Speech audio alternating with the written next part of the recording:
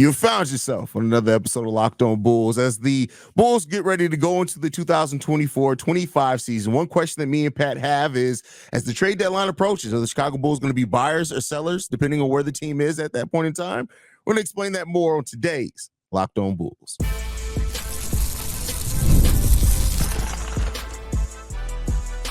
You are Locked On Bulls, your daily Chicago Bulls podcast. Part of the Locked On Podcast Network, your team every day. Thank you for tuning in to Locked On Bulls, member of the Locked On Podcast Network, where it's your team every single day.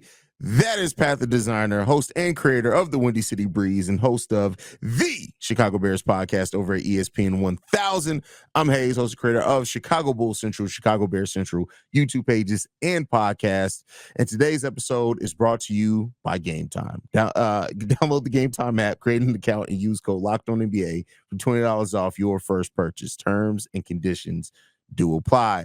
Pat, great question. As we were doing our pre-gaming for this show, what will the Chicago Bulls do at the trade deadline? Now, it's easy to kind of look at that in just the scope of, okay, of course, we got Vooch, we got Zach, we got Torrey Craig, we got Javon Carter, got some veterans here that the Bulls could look to shop. Maybe even one of the young guys could be thrown in there if they don't believe in them, whatever else it is. But it's more important to contextualize this topic because it could come down to where the Chicago Bulls are as far as wins in that season. So I'm going to throw the question to you, Pat.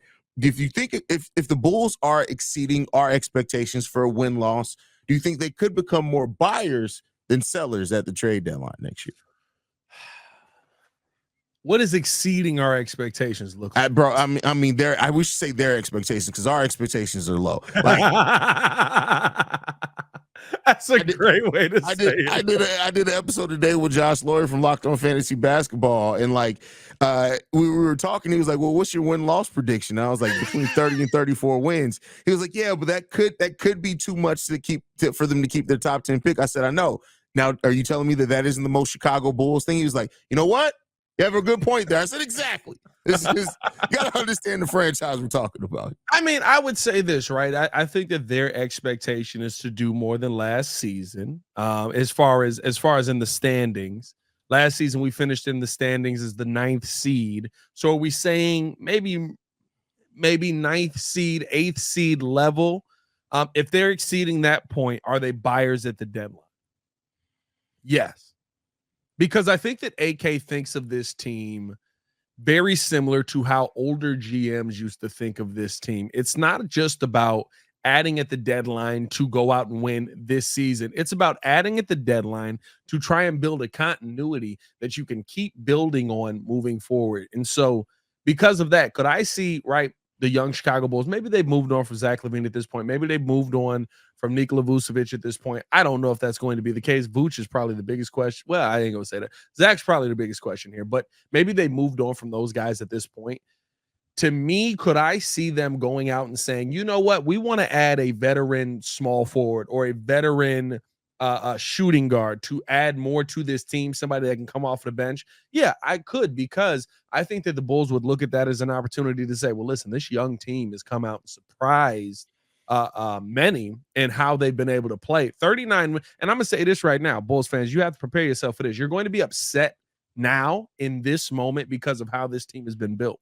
But if the Bulls win 36 to 30 to almost 40 games next season with this young core, you're going to sit there, and I've done a lot of seasons with you guys. You're going to go, we're building towards something. This is a young team that has a lot of time that's building towards something.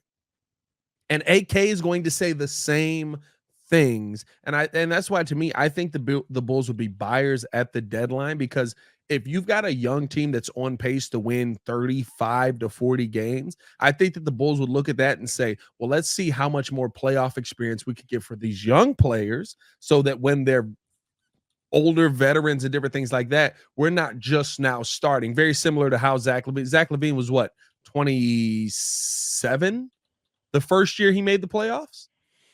That's not a position that you want your young Bulls to be in. Where's the thing that I get? I do believe that the Bulls are going to try to fight and compete. Like Mark Eversley, even in the quote that we talked about, you did say, like, you know, we're not necessarily aiming for the play-in or aiming for number 6. We're going to see where we get via the young guys. But I do think that if you feel like, because to me, like you have some really good talent on the team, and make no mistake about it. Like if you are exceeding because this talent is all stepped up, cool. But if you are towards the trade deadline hovering around 25 wins, to me, that signifies you not to say you're just tanking per se, but like to me, you send off those older vets. You give more of a leash to the young players over the latter half of the season, and you see where you are, and you maybe keep your top 10 pick. That's my personal opinion. Again, I'm not saying aim for that. I'm just saying at some point, like if you still got Vooch and Zach on this team, and at the trade deadline you're below 30 wins, they got to go. I agree with you. No. That part I agree with. And I think more so what I'm saying is that if you're building towards something with the younger guys, maybe not with Vooch, maybe Zach may be here no matter what. You may have to just mend that relationship. Like that's kind of the point that we're at here. But like if you're winning, and maybe Vooch is that kind of that way too. Like if the Bulls are in a position to compete, even with those guys, I think that they would look to add just because of how AK views this. He's not looking for one season. He's looking for the long term. And on top of that, unless you're at the 6th seed, you've got a shot at that top 10 pick. You're not going to have a shot probably. If you're 6, 7, or if you're 7 and 8, you're probably not going to have a shot at like the number 1 overall pick. But if you're 9, 10, you've been competitive and you've been a lottery team. True, but the thing is though, is that unfortunately in that area, and I get what you're saying, at if you're 8, 9 or whatever, 9, 10, but the problem is that you also have to factor in, all right, what if, because at that point, if a team jumps up like it happened this year, that is in the lower half of the lottery up to the number 1, you do get pushed out of that top 10. Yeah. So you got to think of it that way. You got to remember, like the furthest you can go down is 4 spots from where you are. So if the Bulls are looking like overall in the NBA, yeah, they could be in 9, 10 slot potentially in the Eastern Conference. But if that puts you in the spot where your draft pick could be between 11, 12, and 13, you got to look at that and say, like, yeah, we have the chance of moving up to the lottery, but also we got a severe chance of if one team passes us, and once the lottery balls happen, we get put, because what the worst thing that can happen with the Bulls is they finish with the ninth worst record in the NBA, but team number 10 team number 11 is the one that gets the number 1 overall pick, and now you're down. Let me ask you this though, and this again, we're playing long-term devil's advocate here, guys. Yeah. Very long term. You're at the midway point. Kobe, Giddey, and Buzelis look good. Mm-hmm. But it still only gets you an 8 or a 9 seed in the Eastern Conference right now. Yeah. If you miss out on the pick, do you feel like you failed? Depends on how good they look, to be honest with you. Let's say that if you look at if they're playing good to the point where you look at it and say Kobe, Giddey, Buzelis are a core 3 that we can build around, and we feel confident that next year we're going to be in the 6th seed, okay. But still, then you got to think about it in this light. Like, have they shown themselves to be good enough to where you're not just going to be the 6th seed for the next 5 years? I see, that's so tough though. You know what I mean? Yeah, that's a tough place to be, right? Because that is like I'm just trying to think about like I said, this is very long term, but I'm just trying to think about like, would I be upset if at the end of the season it looks like Kobe White, Modest Buzelis, and Josh Giddey are some semblance of a core, whether that is a star level core or it's just, you've got 3 players that can make something work. Because to me, here's my thing. Maybe you miss out on Cooper Flagg next year, who looks like an absolute dog. And that's the thing is, and that's why I like talking about this as far as the lottery top 10, because it's not Cooper Flagg. Yes, is the thing dog. that a He's lot the of people prize. chase. He's the prize. He's the prize. But like, you could still get what's the center from Duke to add to this young squad. That's still worth it, in my opinion. But I think here's kind of where I'm going with this is, if you add something at the midway point, but they look like a nice core, you kind of then feel like, okay, we're one player away, or we're one big name away. I think that makes it more likely that you would see AK in a situation where his cap, he'd have to do something different with Kobe, though. That kind of kills that whole point, because Kobe's coming into the last year of his deal. I was going to say that you probably could see I could see AK going after a big name that's already in the league that will be a free agent in that situation. But where you're at right now, you're probably, if Kobe White improves, you're probably going to have to restructure Kobe's contract. Giddey also has to be repaid. You have to know you're almost in a situation where if you do add at the deadline, you have to know that Kobe, Giddey, and Levine is your core of the future. See, and that's the thing. As far as adding at the deadline, that also means you're giving up assets. And I just don't know if I see the Bulls doing that. They could very well. Like, could very well be a different situation, but it's just like, I don't know. Well, I think in this situation, right? Are you going out and adding? When I say adding, I don't think you're going out and adding a starter. I think you would add some depth. If we're just talking about that, then that almost, to me, like, no, I wouldn't want to see that at that point. Like, because then you're mortgaging your future for what, a role player? Like, but I mean, what are you mortgaging? You know what I mean? Like, are you trading Torrey Craig? Are you trading Nikola Vucevic? Are you trading, guys that because there are going to be playoff teams that are going to look at it and be like, well, Torrey Craig is exactly what we need. Or you talk about a wing player coming off the bench who can add defensively and shoot the three. Like, I think that's kind of where but then I'm what are looking at it. You're not adding really anything of note at that point at the trade deadline if you're trading Torrey Craig. Maybe a second rounder. Well, I mean, if you're moving on from him, like if you're selling, I could see that. But I think my thing is, right, like if you're winning, are you going out, unless there's somebody disgruntled, are you going out and adding a starter? Like, you usually don't see teams add a brand new elite level starter. Yeah, exactly. No, I agree with that. And I think that's, I'm just saying that goes to the point, to me, at that point, it's better to trade off than try to add at that point in the trade deadline, to me. But I guess we'll see. I feel you. We'll see what the Bulls do. I mean, listen, this is the long-term hypothetical of this. And at the end of the day, if the Bulls are sitting at like 27 wins by like the trade deadline, all right, okay, I'll take it. We'll see. Hold on, the trade deadline a little late. No, 27 wins solid. The trade deadline's, the trade deadline a little over halfway. Trade deadline is at what, 60 games? It's more like 55 games. 55 games. So we'd be 27 and 25, right? We'll see. I do math right on that? No, 27 and 30. I don't know. All right, bro, you're going into, we got to get into the ad break, man. As Pat keeps trying to figure out the math there, man, we're going to go ahead and get you a message from one of our sponsors, and that is eBay Motors. As the Chicago Bulls are trying to find their way to building a championship team, you can tell that they have not paid attention to eBay Motors. Passion, drive, and patience. The formula for winning championships is also what keeps your ride or die alive. eBay Motors has everything you need to maintain your vehicle and level it up to peak performance. Superchargers, roof racks, exhaust kits, LED headlights, and more. Whether you're into speed, power, or style, eBay Motors has you covered. Matter of fact, Pat got himself a pair of hot pink roof racks as well for his car from eBay Motors with over 120. Is that code for something? Over 100, I have no idea. It's 22 million parts. For your number one ride or die, you always find exactly what you're looking for. And with the eBay Guaranteed Fit, your parts are guaranteed to fit your ride every time or your money back. You know what? The NBA should have this type of policy. If you trade for a player that does not fit your roster, you get 100% of your money back. Jerry would love that. Love the Bulls would be really active at that point. Because with eBay Motors, you're burning rubber, not cash. With all the parts you need at the prices you want, it's easy to make your car the MVP and bring home huge wins. Keep your ride or die alive at ebaymotors.com. Eligible items only. Exclusions do apply. eBay Guaranteed Fit only available for U.S. customers.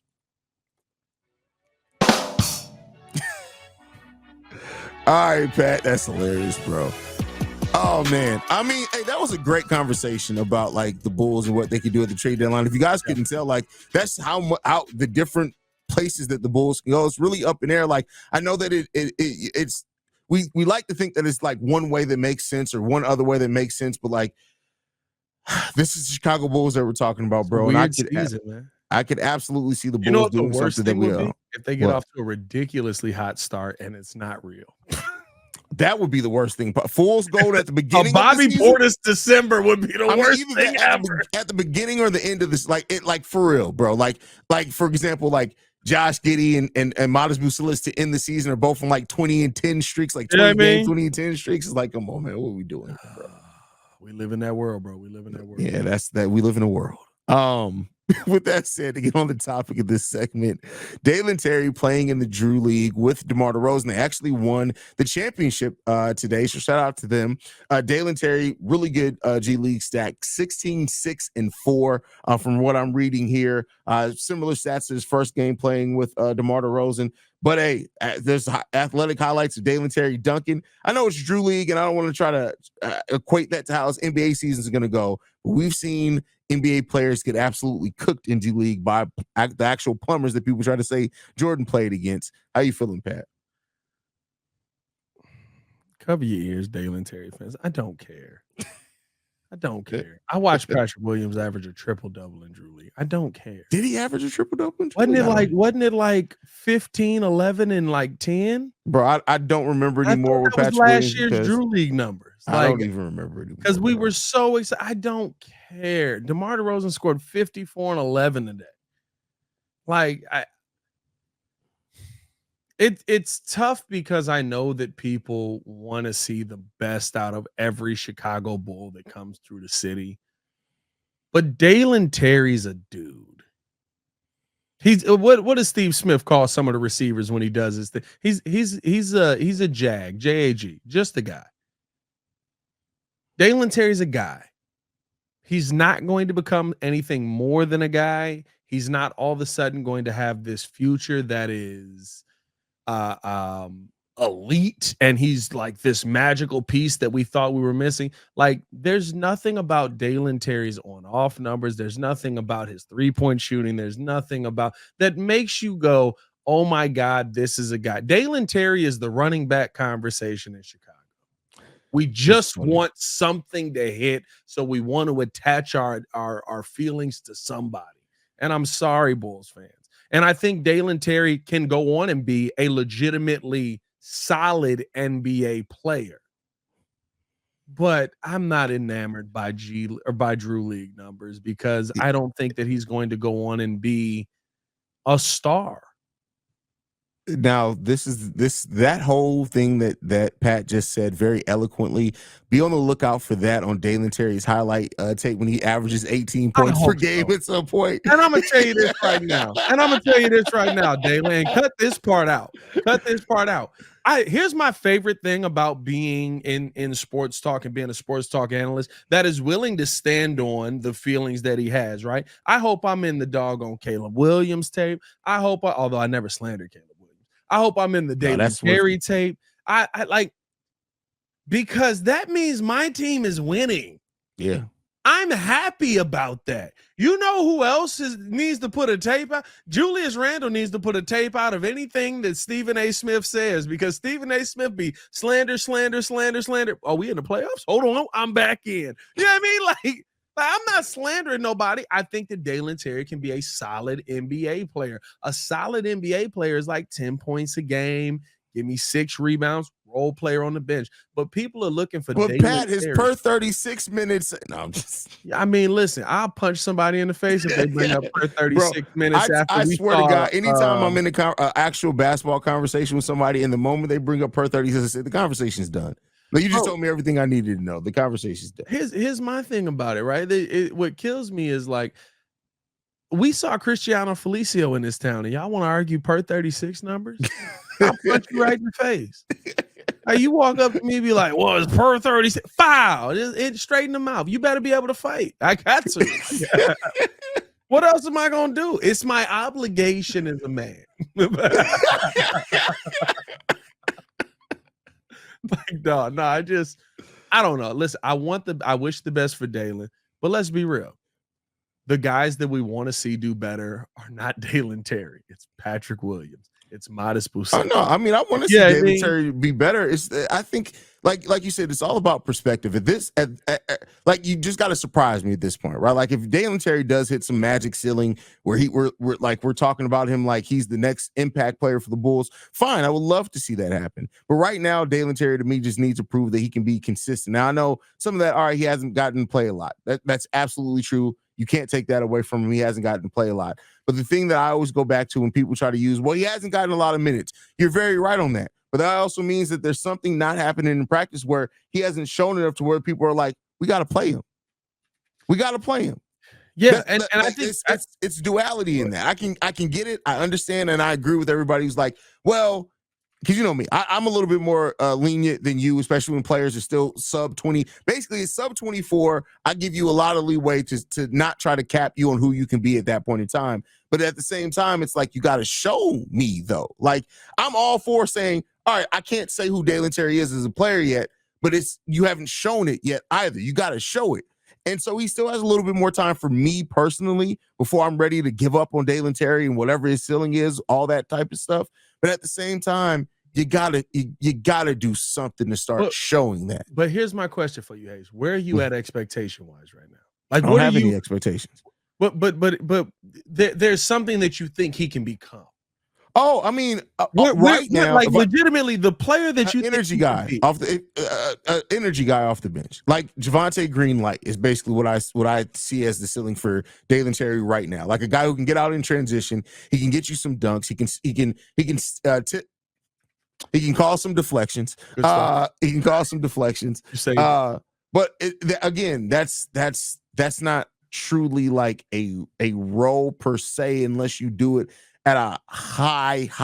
Like Javonte Green was able to be that, and he made huge impact for the Bulls. But guess what? He has no NBA job right now. And that's what I mean. You know what I mean? Like I think that Javonte Green is a great assessment of it. Javonte Green's best season, and I'm talking about where he played more than like 30 games, is 7 points a game, 4 rebounds, less than 1 assist, a steal a game.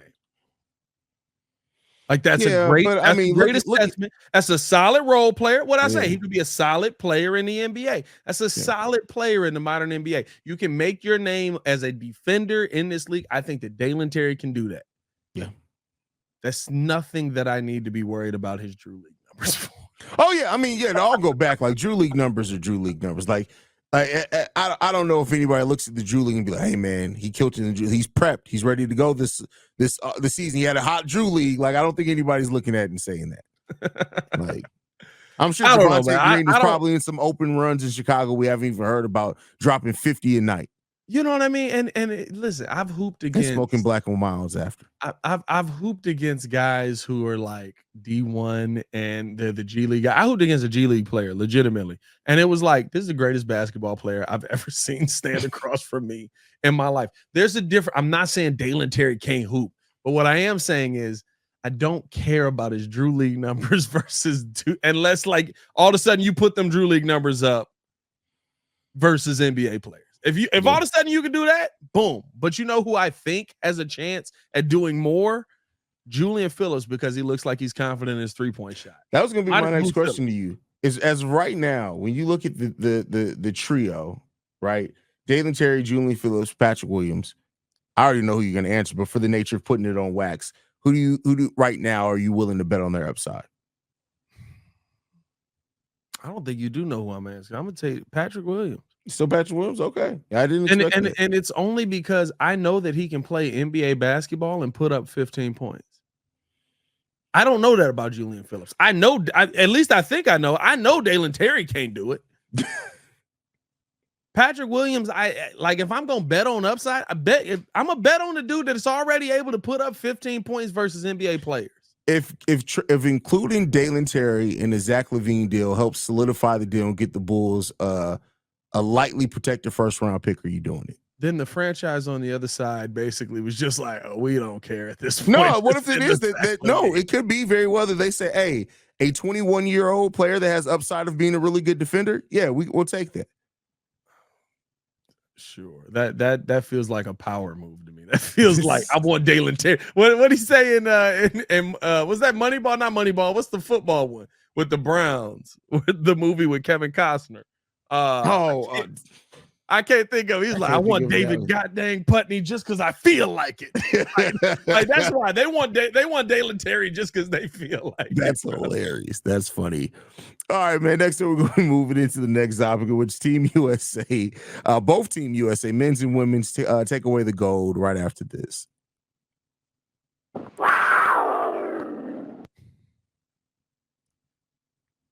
You were such an ignoramus, bro. That is hilarious. Oh man! All right, Pat. Men's and women's basketball teams walk away with gold. Officially now, Team USA both teams beating France. You know what? We got to talk about it. A little fishy that the Olympics are in Paris and the French team makes the gold medal game both times. Nobody really had them predicted coming into these tournaments to be as good as what they were. But the men's French team was go back. There were some questionable foul calls and officiating those first two games. Sure. Just saying. But I don't know if it was game costing though. No, it was. I'm just coming out for the storyline. I'm just being dramatic. It was questionable. It's some questionable stuff, but it is what it is. So both the men's and women's walk away with gold. How you feeling, Pat? Listen, shout out to it. I love that they were able to do it. As far as the men's go, the women's is a little bit tougher. I don't think people realize this. The women's is not a cakewalk. Now I know 8 Olympics, 8 straight gold medals. Yeah, I know that they've won 8 straight gold medals, but this year, like you can tell that world women's is absolutely that was about to be crazy. That world's women's is absolutely coming up quickly.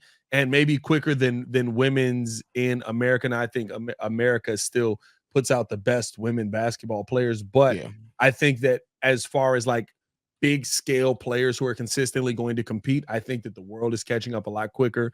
And it's because of the support for women's sports in the world versus here in America. I mean, like last year, let's be real, mark down 2024.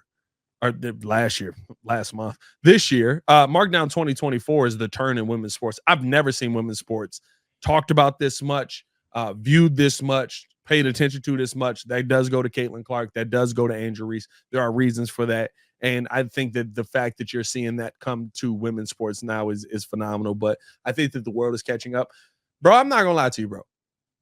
With the men's, I know people were like freaking out because the silver medal game was versus Serbia. Serbia, right? Because they played against Jokic, silver medal game. Or not the silver medal game, bronze.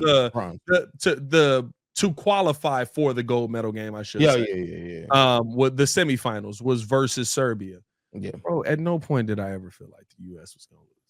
I was watching that game and people were like, this is one of the greatest games of all time. I was so nervous. Serbia was out there cooking. And I was like, they're not playing defense. I was watching quarters 1 through 3 and I was like, they're literally not defending. And then the fourth quarter started and I was like, oh, Brian locked in defensively. It's over, guys. Like, let's have a also Serbia cooled down from 3. Like you make 14 threes the first 3 quarters and 1 in the fourth quarter, like that. Yeah, you know what adjustment happened? They said, "Oh, bet we finna play this perimeter real quick and shut." It wasn't just that. Like they got cold, and then USA put the clamps on them defensively after that. Man, listen, Team USA decided in the fourth quarter. Hey, and listen, Team USA was old. The leaders are old. They got to pick and choose which quarters they want to go off in. Let's go off in the fourth quarter. Kevin Durant. You said their joint said, "Hey, give us 10 more minutes to prepare." Shaq had to send over a sponsored Icy Hot commercial for them boys, man. Like that's all I'm saying, bro. Yeah, I mean, it's a lot of gray and bronze beard. At the end of the day, here's my thing. I knew Team USA men's was going to win, and I definitely knew they were going to cook France. Now, France gave it some go. I ain't gonna lie to you. The French Ben Wallace, I like to call him Beignet Wallace. He was hooping. Did you call him Beignet Wallace? Beignet Wallace, yes, sir. That was the dude that dunked on LeBron and definitely tried to get Curry. Definitely was going for Curry. I thought he was going to get the trifecta in that mug. But yeah, bro, at no point did I ever think that men's with LeBron, like, no, we got to go out here and win this and dominate these mugs. At no point did I think they were going to lose. At any point in the tournament, I just didn't. Okay. Women's got a little sketchy. See, I was the opposite. I had no doubt that the women were going to win. Like, at this point, it's academic. That gold medal game was nuts, bro. Yeah, it was. But like that, I'm just saying, I'm like you were with the men's. I was just like, oh, I'm not worried about it. They're going to still win. It is. Hey, at the end of the day, By the way, shout out to Camila Cardoso for putting her choosing her baseball team. She's a White Sox fan. Shout out to Camila. You made the right decision, but we still pray for you because it's going to be a rough road. She's not going to be a Sox fan for long. I guarantee it. Everybody's going to be at the Cubs game, and she's going to be like, "Oh, but I got to go." But it's so crazy, bro. I feel like global brand. I feel like the White Sox are a bigger global brand. Oh, for sure. We got to study why that is at some point. I feel like in America, they're like the worst brand right now because, it was hip hop in the 90s and then like Frank Thomas, and then we had nothing. I guess we got a World Series in there, but still. We'll see. It's bad. It's so bad. Did you know Grady Sizemore was in the organization, bro? When they fired Pedro, we're like, we're going to hire Grady Sizemore. I was like, where did he come from? How long was here? They literally just walked down to the sub base and was like, you finally got your shot, kid. Let's go. Bro, here was my problem with it. First off, at 42 years old, I'd rather have Grady Sizemore playing for the team than coaching the team. And second off, Grady Sizemore had the greatest job of all time with the White Sox. That man was literally listed as MLB coach. Yeah. No distinction, no breakdown, no nothing. Just straight up.